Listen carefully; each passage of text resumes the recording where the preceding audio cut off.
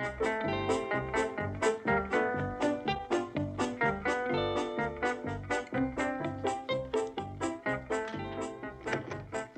Hathaway is here. About time. You sent for me, Chief? That I did. Where have you been? It's my day off. Day off? I don't give days off to... What is that? This happens to be the official uniform of the Biddle Bird Watchers, Beverly Hills Nest, of which I am flockmaster. Well, fly home and change. You're taking me up to the Clampets to get these income tax returns signed. But, Chief, 1 year ago, you promised me a day off. Our esteemed founder, Professor P. Casper Biddle, is coming to town. Oh, forget it. I need you at the Clampets in case he asks me tax questions I can't answer. But, Chief, the professor is leading us to the nesting place of the yellow-bellied sapsucker. Not until I lead you to the nesting place of the stubble-cheeked taxpayer. Now, come on. We'll stop by your place and you can change clothes. I am sorry, Chief. I have worked weekends, holidays, and nights so that I might have Biddle Day off. And as flockmaster of the Beverly Hills Nest, it is my duty and privilege to meet the professor upon his arrival. Well, call him. Tell him to take a taxi. Our only contact is by carrier pigeon, and the last one has been dispatched. Carrier pigeon? Yes, the professor is hiking in from the Tehachapis. I'm to meet him at the foot of the Big Saugus Wash in exactly 22 minutes. All right, we'll pick him up on the way to the Clampets. But Chief, our bird-watching expedition. You'll be out of there in plenty of time to look for your freckle-faced woodpecker or whatever it is. Yellow-bellied sapsucker. All right, all right. Come on, Pop. You get the first taste. So you made some donuts, huh? Yes, sir. All by myself. There they is. Now, that's what you call a real man-sized donut. Made especially for you and Jethro. Yeah, ain't that dandy? Why don't you go find Jethro so he can enjoy these with me? Well, all right.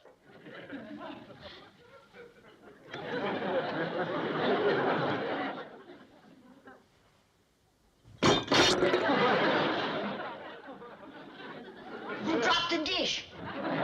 There's no dish, Granny. I busted one of Ellie's donuts. Has that girl been cooking again? I reckon you could call it that. They come out a mite crisp. Wait till I show you the cookies she baked yesterday. Here. Try one. Okay. No. Don't put it in your mouth. Why not? No telling what she's got in them things. Well, what's wrong with them? Here, I'll show you. Hold on to that.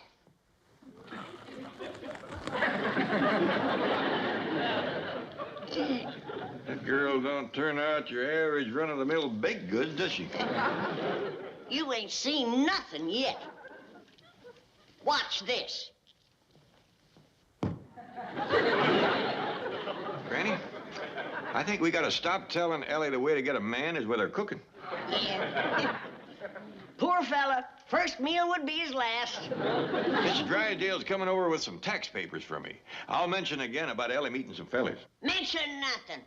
Hit him with one of these donuts. Bounce a cookie off of his noggin. Well, I'll put it as plain as I know how. You tell him if he don't come up with a fella, I'm gonna commence burying Ellie's cooking in his yard. Kill a few of his trees.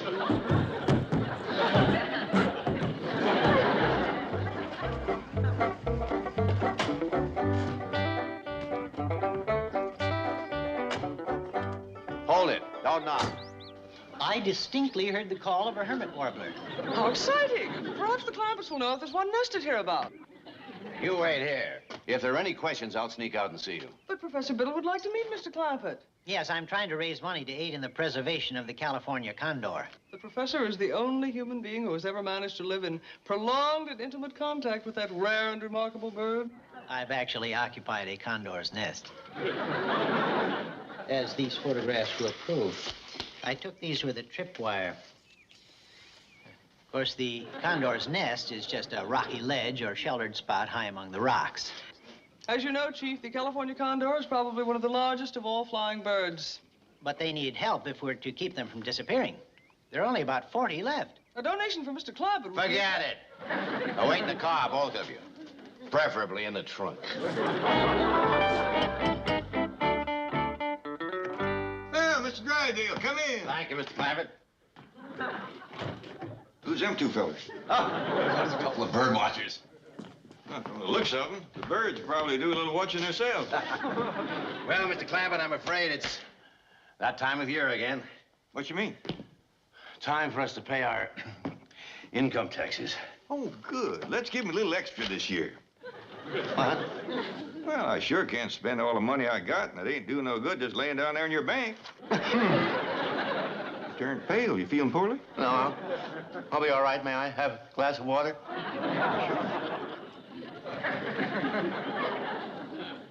Well, howdy there. Ellie Mae, hello. Miss Jane, I didn't know you right off. Ellie Mae, I should like you to meet the famous ornithologist and founder of Biddle's Bird Watchers, Professor P. Casper Biddle. Ellie Mae Clampett. How do you do, Miss Clampett? Well, howdy. What y'all looking for? Birds. Well, shucks, you don't need them things. I'll just whistle you one down so she can see it up close. A wild bird? Well, what would you like? A blue jay, a robin, a owl, a dove? She does have an amazing rapport with wild creatures. Well, yonder's Henry. Come on down, Henry. Come on now. Remarkable. She has tamed a Cyanoceta stellari. Well, this is a blue jay. Same thing, Ellie. He's a member of the Corvidae family. No, ma'am, he's a Clampett. See you later, Henry. Flockmaster Hathaway, why isn't this girl a Biddle bird watcher? A definite oversight on my part, Commander Biddle. Ellie Mae would make a splendid addition to our Beverly Hills nest. Would you like that, Ellie? I reckon so. Well, I suggest we induct her right now and get her uniformed in time for today's expedition. Good thinking. Raise your right hand and repeat after me. Hello there, Granny. Hello. Well, Jed, did you put it to him about the fella? What fella, Granny? The fella Ellie ain't got. Well, Mrs. Drysdale wasn't feeling good. I thought I'd wait a bit. Ellie's been waiting 4 years. If you can't come up with a new one, bring back one of the old ones. Like that big, handsome movie star, Dash Riprock. Yeah, what happened there? Ellie liked him a heap. And he liked Ellie. Well, then why don't he come around no more? Get after him, twist his arm a bit. I'll do just that. Well, now, hold on. I wouldn't want you pushing Mr. Riprock at Ellie.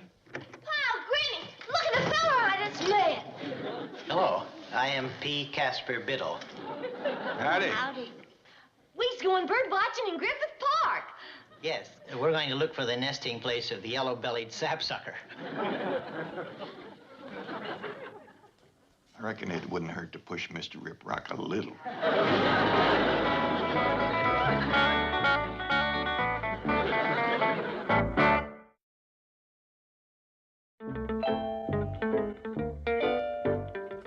Dash Riprock to see Mr. Drysdale. Dash Riprock in person. Here in this office. Yes. I believe I'm expected. Oh, no. I would have had my hair done and worn a different dress and... I meant Mr. Drysdale's expecting me. Miss? May I have your autograph? Of course. Well, not there. Here. What are you doing out here, Noodleman? Mr. Drysdale, I'd appreciate it if you used my professional name, Dash Riprock. Oh, forgive me, forgive me. I've been reading your contract. In here, you're Homer Noodleman of Peoria, Illinois. Yes, that's my legal name. Interesting thing about your contract, Homer, Dash. The studio has the right to put you in a television series. Oh, I'm sure they wouldn't want to do that. Yes. Well, they usually do what I recommend. But I'm strictly a movie star. The overexposure of television... All right, let's forget it. Well, how's everything else? Been having any fun? Oh, man. Yes, I read about you in the gossip columns. You must have 5 or 6 girls, eh? Oh, don't believe everything you read in the newspaper. More like 15 or 20. Tell me, Dash, whatever happened with you and Ellie Mae Clampett? Who? The little hillbilly girl. Oh, yeah, Ellie Mae. Nice girl. Real sweet. Beautiful, too. Then why don't you date her anymore? Oh, no, not me. Those people play with guns. What? I brought her home one night. Granny was waiting up for us with a double-barreled shotgun across her lap. Well, you shouldn't have kept her out so late. It was 8:30. Dash, just do me a favor. and start dating Ellie again, eh? No, thank you. The cold of the hills is not for me. Yeah. Well, you won't have time for dating anyway once you start your new television series, Crabman. What? We'll cash in on the craze for comic strip heroes. You'll wear a crab outfit with these big claws. And drive a crabmobile. Mr. Drysdale, Yes, Homer? can I use your phone? I'd like to call Mr. Clampett, ask permission to see his daughter. Good boy, Dad. Oh, Professor, Miss Jane says her and Ellie will be out directly. Thank you. What was that? Nothing, I just busted a donut. Donut? What you looking at? Well, I'm trying to find a stellar eye in that dying elm tree. Oh, that ain't what's killing it. That's last week's cupcakes. Cupcakes. Sit down, Professor. Tell me all about yourself. There's something alive in that sack? Just some cookies. What? Where are you from, Professor? Well, at present, I'm living in a little shack up in the mountains. You ain't got the look of a mountain man. Well, no, it's not my native habitat. I'm just living there to be near my friends, the condors. They live in the mountains, do they? Oh, yes, that's the only place they're happy. I know just how they feel. Are you familiar with the California condors? No, but that name rings a bell. You know any other condors? Well, there are some in South America. That's down in my neck of the woods. Doubtless you mean the Andean condors. No. Let me see now. What was their name again? Here she is, Professor, our fledgling bird watcher. My word, you are a credit to our group, Miss Clampett. Thank you. We'd best hurry, Commander Biddle. We rendezvous with the others at 1400 hours. Oh, yes, so we do. Goodbye, Granny. Bye-bye. Granny? Granny, I can't find them cookies I baked yesterday. You can't? No, and I wanted to take them with me.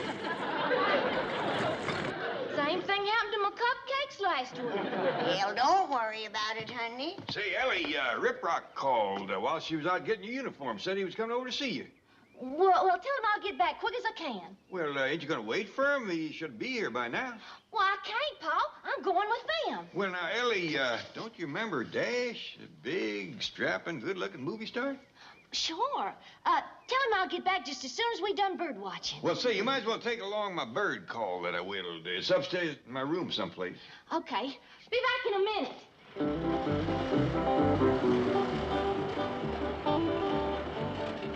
Say, now, there's who you ought to take bird watching. Jethro? Have him break trail through the brush for you. Them feet of his will lay down a path you could drive a wagon over. What do you think, Commander? Well, he's not in uniform, but Jethro! Come here, boy. You going bird watching? Here. Take this out in the woods with you and get rid of it.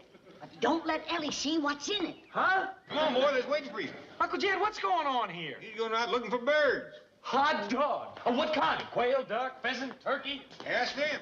Jethro Bodine, Professor P. Casper Biddle. hello, Jethro. Howdy. What kind of birds are we going looking for? Yellow-bellied sapsuckers. Divvy's on the drumstick. Don't have fun now. I found it, Pa. Well, I say, Ellie, that ain't the call I had in mind. I thought you said Dash Riprock was coming to see Ellie. He is, but I couldn't hold her. Now we got to figure out how to hold him till she gets back. Oh, that won't be no chore. I got a great big pot of grits and gopher I can warm up for him. That ought to hold him. Speaking of gophers, do you remember that bucktooth family that used to live up on Piney Ridge? You mean the Condors? Yeah. What was their first names? Let me think now. It wasn't Andy and somebody, was it? Well, let's see now. Hers was Jenny. That's right. They called her Aunt Jenny. And Uncle Will. Will and Jenny Condor. That's them. Had 14 young'uns. Every one of them bucktooth. When that family went to eating corn on the cob, they set up a clatter you could hear for a mile away. What made you ask about him, Granny? That little professor fella. He knows some condors out here in California. A ticket, you say? Wonder if there's any kin to Will and Jenny. Could be there's mountain folks. Well, let's have them down to Vittles. Dandy idea. The professor's staying with him. He can fetch him down. I'll cook up a great big mess of catfish. And plenty of corn on the cob. Boy, my tax man found one form you didn't sign. You run all the way from the bank? No, just my house. Come in. I didn't see Dash Riprock's car. Are he and Ellie out driving? Well, he said he was coming over, but he ain't showed up. What? He's missed Ellie. She's gone off with a Biddle bird watcher. Why, Mr. Riprock, come in. Hello, Granny. Hi there, Mr. Clampett. Howdy, Mr. Riprock. Mr. Drysdale? Hello, Crabman.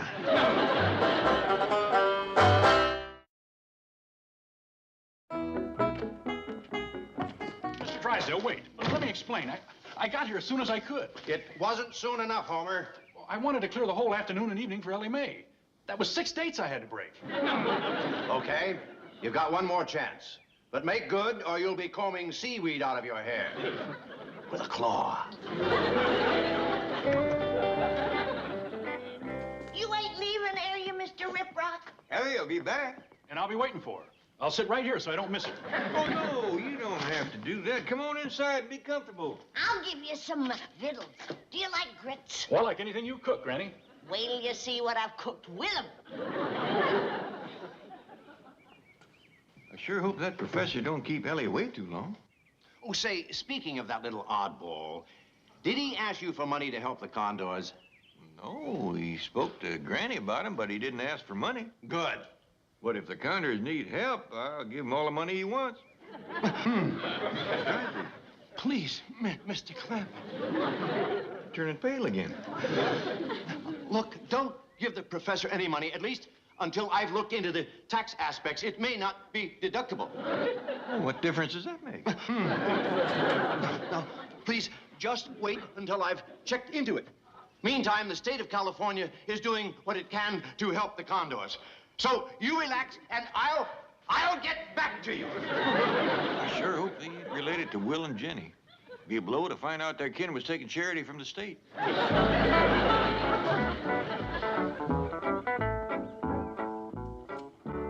This might take a bit to warm up. Well, that's all right. I'd offer you one of Ellie's cookies, but they's all gone. I tell you, when that girl bakes something, it don't stay around no time at all. She must be pretty good. Good ain't the word for Ellie's cooking. Why, just this morning she baked 10 pounds of donuts and they's gone already. Just my luck to miss out on them. It sure is. Well, how y'all doing? Granny's been telling me all about Ellie's cooking. Oh, well, don't forget, she's awful pretty. He didn't get a chance to sample nothing, Jed. Oh, that's too bad. But then from what I hear tell, you movie stars ain't never home to eat nohow. True, but then something like Ellie's cooking might just settle a fella down. That's a fact. Ellie's cooking and a fella might never leave the table. No. You're going to be all right. What's the matter with Jethro? Well, he became ill on the trail. We terminated our expedition and rushed him home. What's hurting you, boy? Them donuts you get me. I feel like I swallowed a couple of brake drums. You ate 'em? Well, what'd you think I'd do? Bury 'em? My own fault for making 'em. I shouldn't have tried to best Ellie. What are you talking about? Ellie's a woman. Best thing in the world for a stomach ache. Miss Jane, take Dash out and show him the cement pond. It's a good idea. Oh, well, we've seen the cement pond. It's got all different water in it now. Real pretty. You get upstairs to bed. I'll be up directly and doctor you. Now I know what a chicken feels like with a gizzard full of rocks. Granny, glad to get you alone for a minute. You know them condors we was wanting to have down to Vittles? Yeah? Well, it turns out they is real hard up.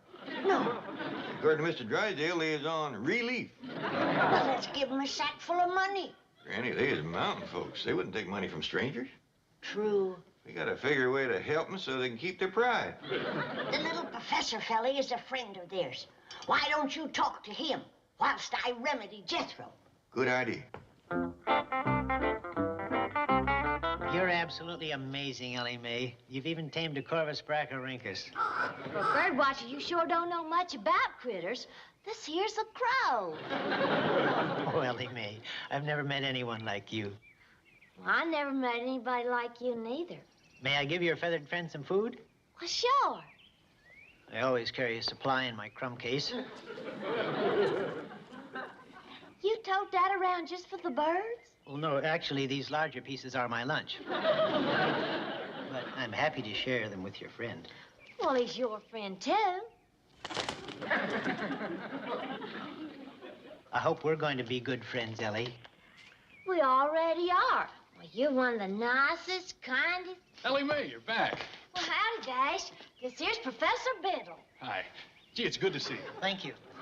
Dash, this is the famous Professor Biddle I've been telling you about. Swell. Come on, Ellie, let's go for a walk. Now, here, just a moment.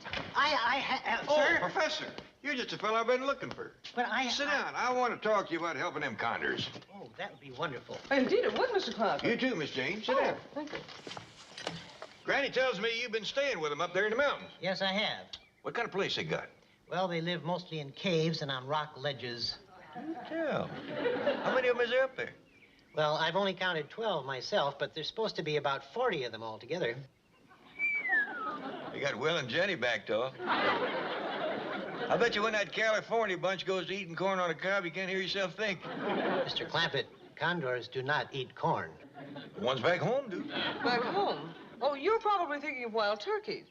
Oh, there's corn on a cob made the noise. Perhaps I can clear up the confusion. Commander, where are those pictures of you and the condors? In my map case inside. Excuse me.